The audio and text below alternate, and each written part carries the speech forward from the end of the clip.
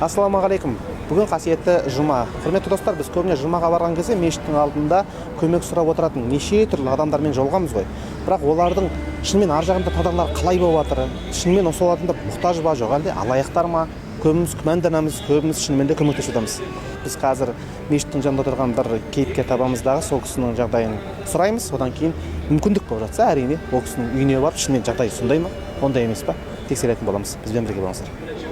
Достар, қазір мешіттің алдында бір кісі отыр екен. Сыртынан сол кісіден барып жағдайын білеміз. Саламатсыз ба?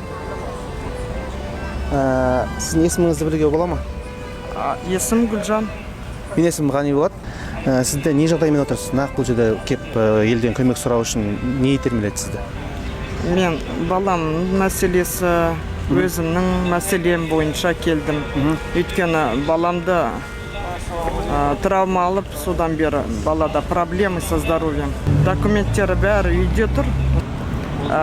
Мектепте ұрып тастады. 7 жасында, 1 класста, 1 жартысында. Содан травма алды бала, закрытая черепно-мозговая травма, сотрясение головного мозга. Сіздің үйге барсақ, сіз осы нәрселердің бәрін бізге көрсете аласыз ба? Көрсете аламын, әрине, документтері бәрі үйде. Балаңыз үйде, е? Үйде жатыр, бұл баланың қазір нарушение психическое, неврология, психология. Бұны психиатрға жіберіп жатыр қайта-қайта. Онда бүйтейік қазір, біз жұмаға кіріп шығайық, намазды оқып шығайық, намазды оқып шыққаннан осы жерде болыңыз. Біз сізбен бірге сіздің үйге барамыз да, содан кейін толық біздің көрермендерге көрсетіп, ана жерде камера түсіріп жатыр. Осы кісімен бірге осы кісінің үйіне барамыз, баласын бәрін көреміз. Шынымен осындай жағдай ма жоқ, әлде өтірік па? Бірге тексеретін боламыз. Так, біз жұмадан шықтық. Есіміңіз Гүлсін дедіңіз ба? Гүлжан. Гүлжан әпкем біз ілестіріп алдық. Қазір бұйырса тұратын үйіне кетіп бара жатырмыз. Алла нәсіп етсе сол жаққа барып қазір көреміз.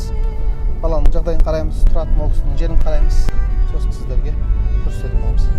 Таусамалық ықшам ауданы Каменка ғой. Сол жерде осындай кішігірім пәтер жалдайды екен. Үйге кірейік. Жаңадан барған 3 күн оқыған мектеп ұрып тастады баламды. 3 күннен бері маған айтама, бала ғой 7 жасар. Сөйлейді, соображает, бірақ нервіден кеткен, психикасы бәрі. Енді врачтар айтып отыр, психологический стресс, жалғыз басты анамын, әкелері жоқ, ата-анам қазір қайтыс болып кеткен, менің өзімнің. Гүлжан әпкеміз әрі